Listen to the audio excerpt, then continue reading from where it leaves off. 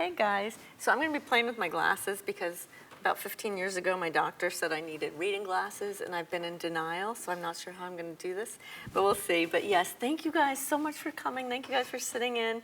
I know this is the last session of the day, and I just want to make sure can you guys hear me okay? Yes, awesome. Okay.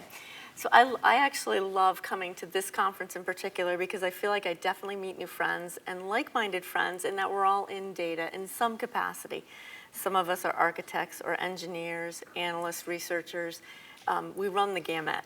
So it's really fun for me, and I love that. So I just want to make sure I say thank you guys for that. So the first thing I want to say is I'm going to go over some examples. It's going to be wildly disparate examples, and that's by intention. Because in this field, and I've been in this field for about 25 plus, closer to 30 years now in data analytics and data science. And I kind of see that, what is that saying, the more things change, the more they stay the same. So that's where I am. Our basic blocking and tackling skills are what is going to matter the most for us moving forward in this next, what I think is a paradigm shift in the data science world. I really do, with the onset of AI and all of those innovations it brings. Basic blocking and tackling is what I'm going to focus on. And so I just want to share that first. So the next thing I want to tell you is, let me get this in my hands, get myself set up, is the future of work is not creeping in. It is accelerating in. And it is being driven by artificial intelligence, global competition, and a radical rethinking of what it means to be skilled and indispensable now. So before I get into the examples, I want to tell you a little bit about my journey. I have been in this field for quite some time, and I would say approximately 10 years of that time, I did nothing but coding. I was a programmer. And I would go in, 8 o'clock in the mornings, go to my cube, code all day long, and maybe I might put it into a PowerPoint slide so that people could read some of the results rather than have it in a log, which was much harder to read. And that was it. And I did that for 10 years straight. But now AI can write code. It can generate strategies. It can analyze data at scale. And all of that is amazing, but it's also a little scary, right? It's just a little bit scary. But what I want to share with you guys is that it doesn't mean what we think it means. Our skills matter in this next iteration, and they matter more. Because when we think about it, a 2 plus 2, or 2 is a 2, and it really is only a 2, unless we give it meaning, we say why it's a 2, and we explain why it's not a 6. So there was a large-scale study analysis by McKinsey and Company. They project that the demand for social and cognitive skills is going to continue to grow even in tech-heavy fields. So this is really good news for us. Employers are prioritizing those who can lead, those who can collaborate, those who can solve ambiguous problems. And they're prioritizing it often more than the deep technical knowledge alone. So what does this mean for us? That we're going to see a lot more answers, because that's what AI is really good at. It's really good at giving answers. So we're going to have a lot of that and a lot more. The stats maybe 2 years ago were that we create 212,800,000 DVDs worth of data every day. I'm sure that number has increased dramatically. So we are creating more and more and more information and more answers. And this is where we come in, you and me and the data science community. We're really good at asking the right questions. This is something we're skilled at and we're taught. We're also able to empathize in complex situations, and we're able to navigate cultural nuances. McKinsey's showing us that critical thinking is the most resilient to AI. So I want to talk today and just refresh everybody that this may and probably is a skill that we want to make sure we maintain moving forward for the next decade. That the technology is there, of course, but some of our jobs with the writing of the code may be streamlined a bit. Critical thinking is resilient. Creativity is resilient to AI, as is emotional intelligence. So this is basically, we're going to get into a few examples. When I first began my career as a data scientist, I started as a mathematician, but most of us are in here, and we've taken science, whether it's a biology, geology, any of those things. And the first things we're taught as scientists are to observe and to ask questions. So I want us to keep that observation, asking questions, and then Mackenzie, the critical thinking at the top of our thought for this talk. And as I walk through some of these examples, I want to just preface it with, it's not political, there's no politics. I'm really looking very specifically at the data and the data exclusively, because the answer to every one of these wildly diverse examples, I'm going to tell you right now, critical thinking, observation, asking questions. If we do those to any one of these examples, we will have mitigated a problem. And that's something that we're going to shine at in the data science community.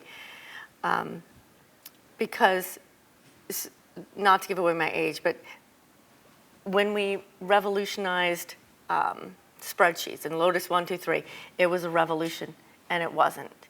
It changed everything, and it changed nothing. The quality, the underlying quality of our work is what matters, and that's where we need to stay focused. So I recognize that I just said nothing's political, and now I'm showing you a political picture.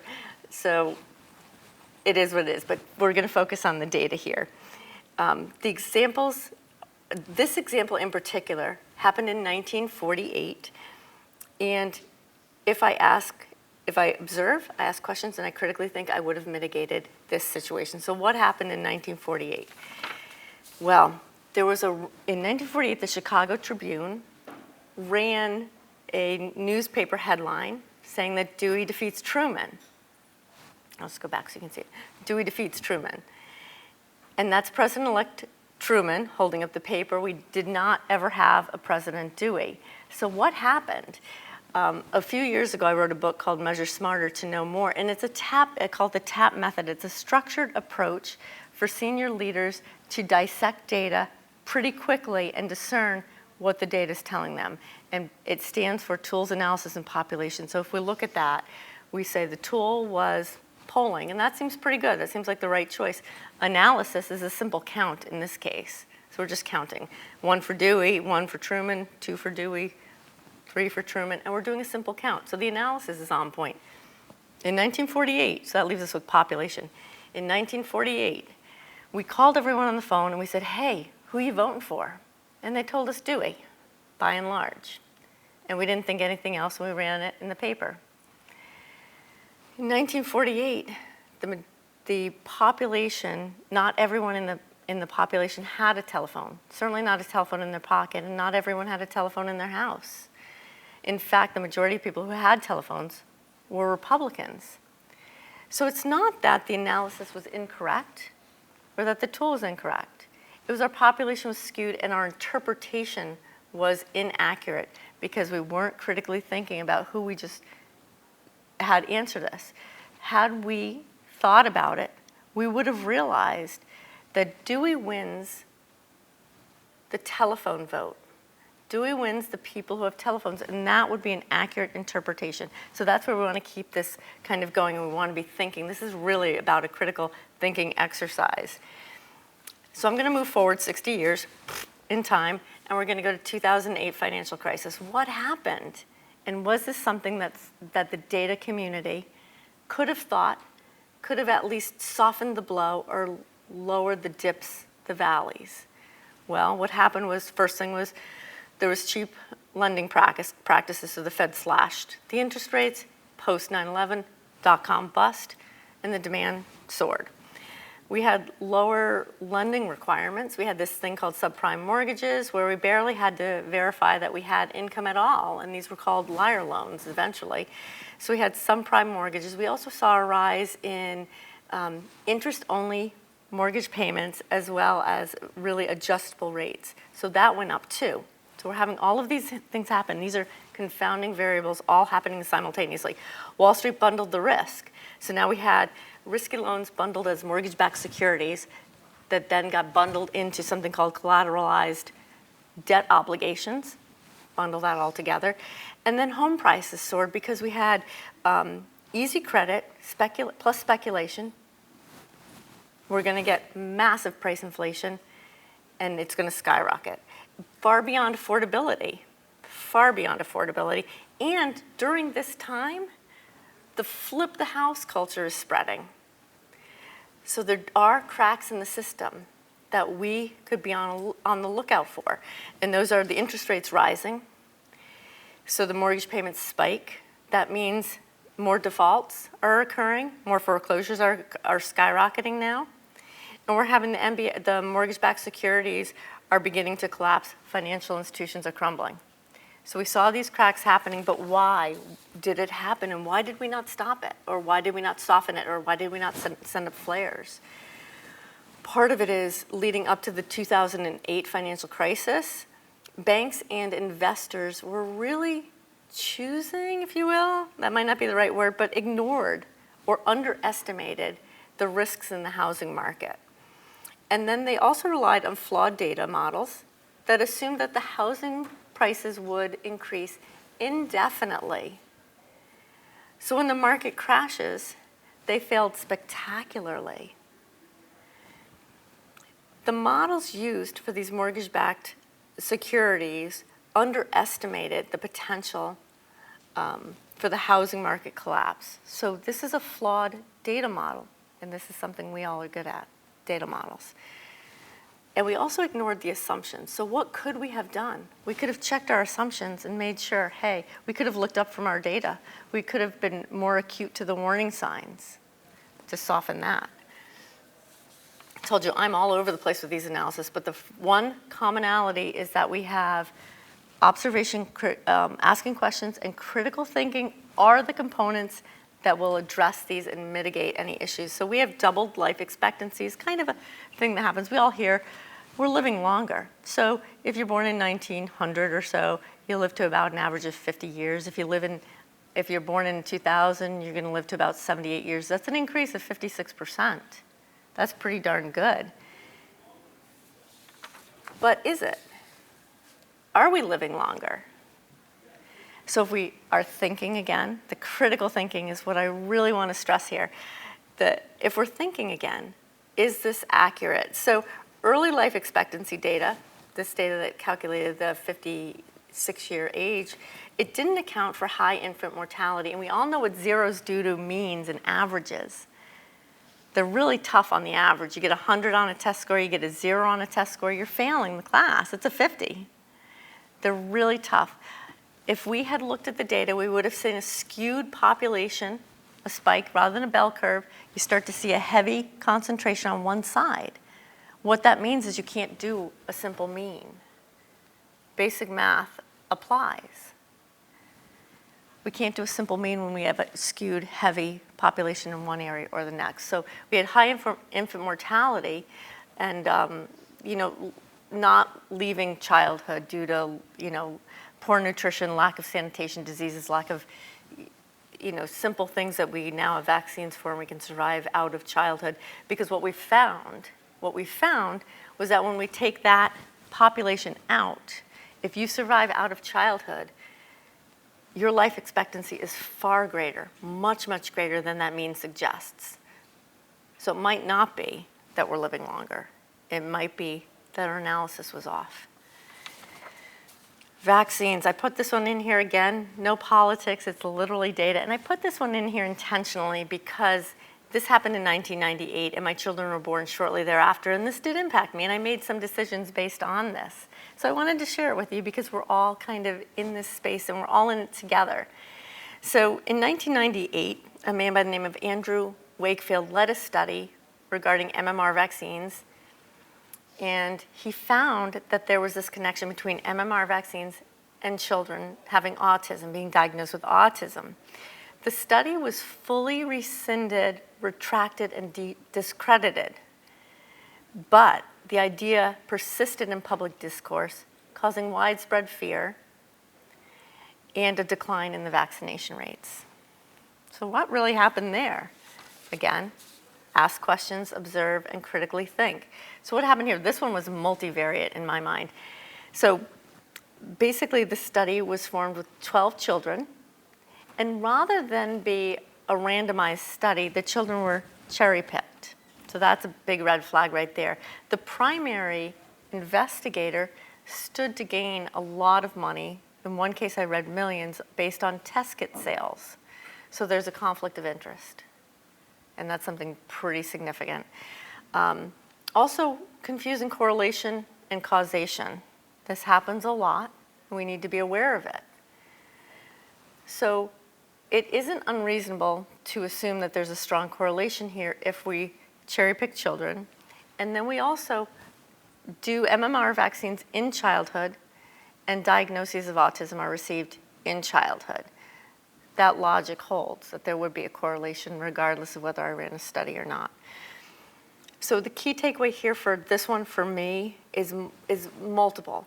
But the one that's really concerning and that I want to share with us, and remember, we're all in this data community together, so this is really important, is that we as the data scientists, as the architects, as the engineers, as the researchers, we really do need to pick up these things when we have bad methodology or conflict of interest. This is governance and ethics.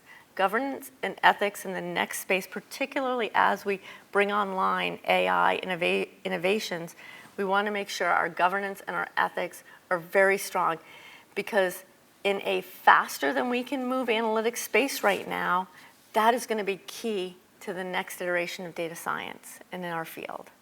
So making sure we pay attention to that.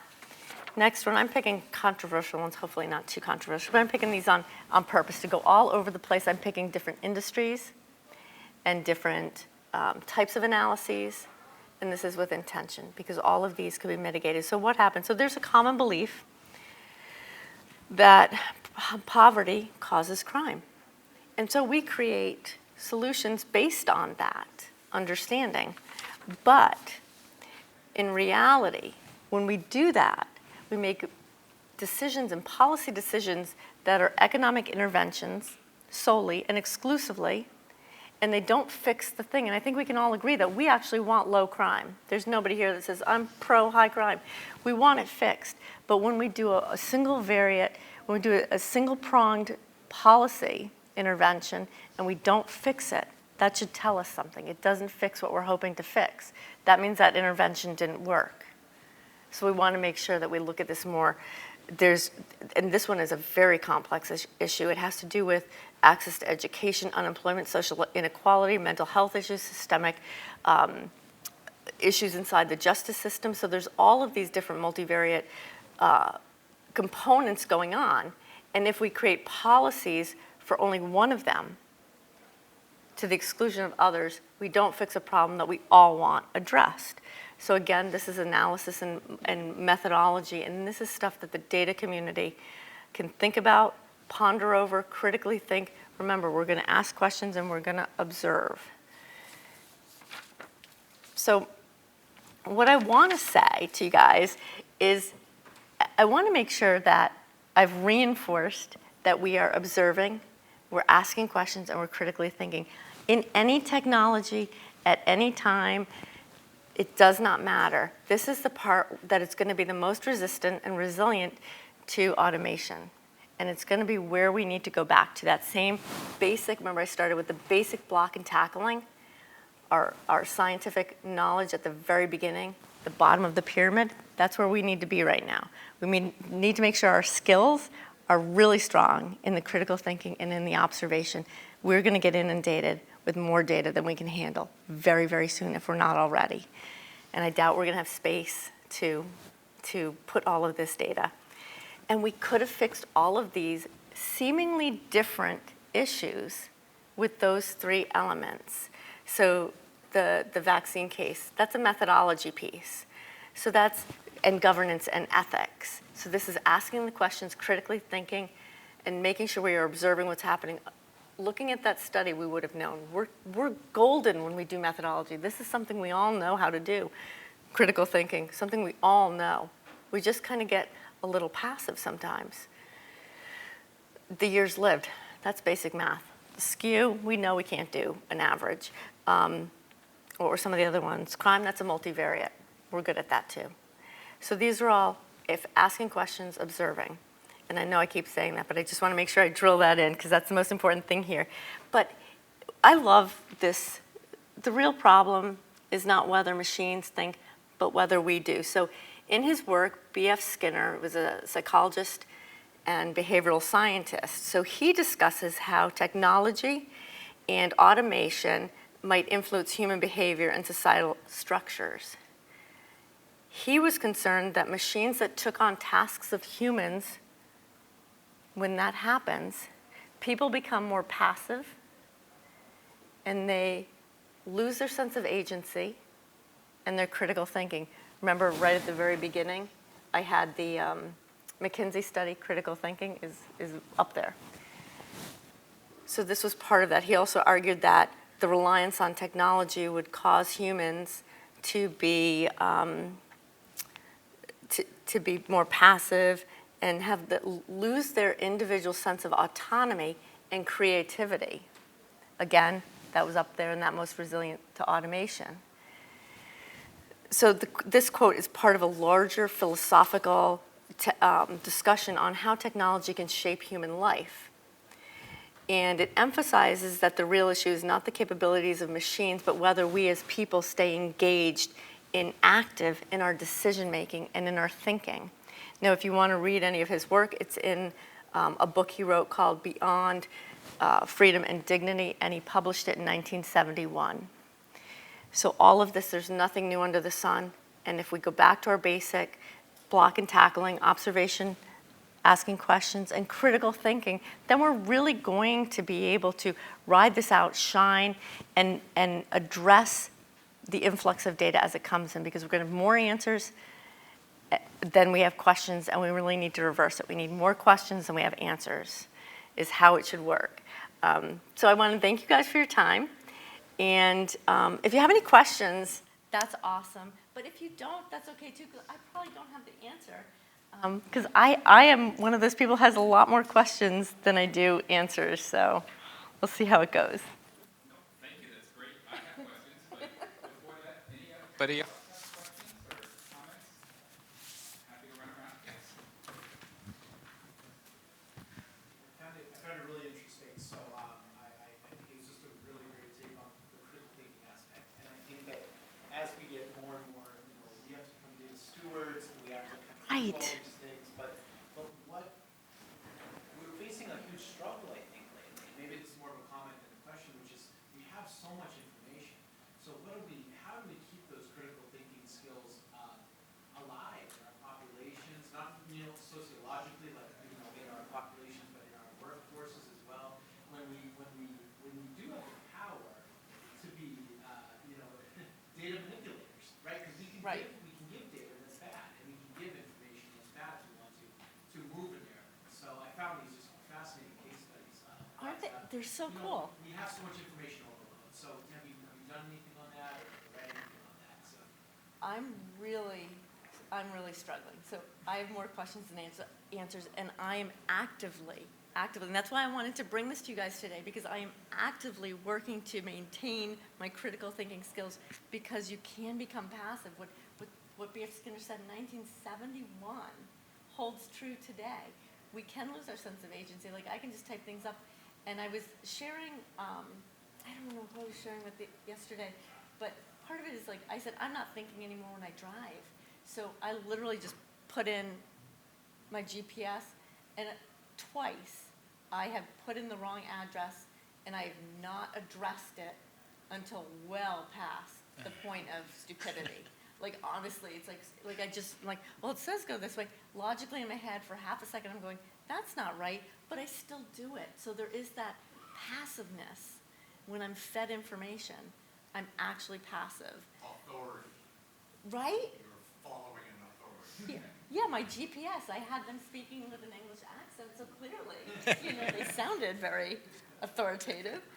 Yeah, I did, and I knew, like, there was a piece of me that was like, this is the wrong direction. I don't think I should be going. It was going to one of my son's baseball games when he was younger, and I wanted to go, and it was a place I didn't know where I was going, so what I'd done is I typed in the street address and hit OK, and it was a different town with the same street address, and I kept driving, even though I knew I was going north and I was supposed to go south, and I was passive. Yeah, it's authoritative. Yeah. Yeah. So I just have more questions, so I don't Yeah. even. But Nope. I love debating. Debating is one of my favorite things on earth to do. Yes. Great point. Any other questions, comments? So I'll just add on just one or two. I completely agree with the past. I catch myself outsourcing my agency to Yeah. whether it's AI or GPS or something like that. And I've seen it where I've done it even with Gen AI. Like, oh, analyze this data and tell me what you think. And it gave me very, very convincing text and insights analysis. And I forgot to upload the data. So, I'm Oh. like, wow. So you have to catch yourself because you're like, oh, I'll just rely on this. Yeah. Now, my question is actually another one where you brought up a good point about the observations and the methodology. And I think we've seen this for years, but do you have any tips for being aware, or it's kind of like a refresher or a snapback for finding bias in our data sets, right? There's bias, like you said, you look at the data sets, you look at where it came from. Sometimes it makes sense, then you got to look at a bigger context to realize that was a bad data set because we're using that to train ML and other things. So one is challenging, I think. The second one is how do we challenge kind of the personal bias in doing the analytics, because a lot of times people are using data to look for the validation of their own thoughts. Confirmation bias. Right. So any thoughts on how to prevent or catch ourselves from doing that bias? So I've caught myself in it. So it's hard. Like I feel like I'm the, who am I to say? Because I've actually I've done all of these mistakes many, many times. Confirmation bias is tough because I'm wedded to the, so I generally go outside of me and find someone in a different department and do that. So I find someone fresh and clean and not in my data and not in my data space. Otherwise, they're going to see the same thing. Or I'm also going to sway them. So there's a couple things. There's power imbalances too. Like if I wouldn't ask necessarily if I'm really looking for very objective, I really do go outside, stay inside the company, but go outside the area. And then I don't ask somebody who might report to me where they might want to say what I want them to hear. So I would make sure I am not doing something that I could sway just by, just by the structure in the organization. So I do that, but I've been caught. So yeah. And also, it's a muscle. Critical thinking is a muscle. We're willing to work out our bodies. Right now, we have to work out our minds in that critical thinking. We have to constantly be questioning it. We can work it like a muscle. The more we do it, the more we're going to think to do it. So I do it with everything. I do it all the time. I do it when people say, at home, I don't do it at work, but at home when my kids would say, I did the best I could. I said, did you do the absolute best you could? Because if you did the absolute best you could, we would all be soaring. Or did you do the best you're willing to do? So I even sort of parse out, I know, that's harsh, I know, but I even like parse out things like that, like think about everything. And the more you use it, the stronger it's gonna be, and the more it's gonna be second nature. Those skills we learned just doing geology or biology, that observation skill, when you had to dissect a frog, observe first before you cut, observe. So observation and asking questions, and then critical thinking, but it really is a muscle that has to be worked. And that's how I try to look at it and tell people it's something you have to exercise regularly, get in the habit. I'm already at the stage where I don't trust any picture or any video I see because it's probably Oh my God, thank you. it. Hold on a second, my friend. Hold on. Whoop. Hold on. Okay. This was AI generated. Look at the word foreclosure. I left it in there because it made me laugh. Yeah, they're all AI generated. Which one do you want me to, like, yeah. Oh wait, you can't get, yeah. All AI generated intentionally and left them unaltered in there. So yes, you got that one. I didn't think it. And we're looking Easter eggs. finger Yeah, so I left those in there because they made me smile, they made me laugh, and they cause me to think. So yeah, it's very cool. So yeah, those are AI-generated pictures, And all of them. another friend of mine actually posted last week on her observations of doing critical thinking against or with AI, and her comment was, it's exhausting Yeah. because they're fast, they never waver, they're tireless, and after a couple hours, you're exhausted. It's like cognitive exhaustion. Right. That's something that people are starting to develop. So, Yeah, and it's cognitive overload. critical thinking, right? It is So critical it's thinking. the new world we live in for And sure. we're going to be inundated because AI is really great at generating answers, but we should be really great at generating questions. And we're not going to be able to ask the questions fast enough. So that's where we come in really strong, really heavy, make sure we build those muscles. Yeah, that's my whole thing on Gen AI is that it's trained on the purpose of patterns. And it's really, and as it gets better, it's better at being more convincing, not more. Authoritative. I know. Okay. So I always err on the side of caution. It's always asking me for data because we're all faced with, oh, I need this, I need this, I need Yeah. this. So err on the side of caution.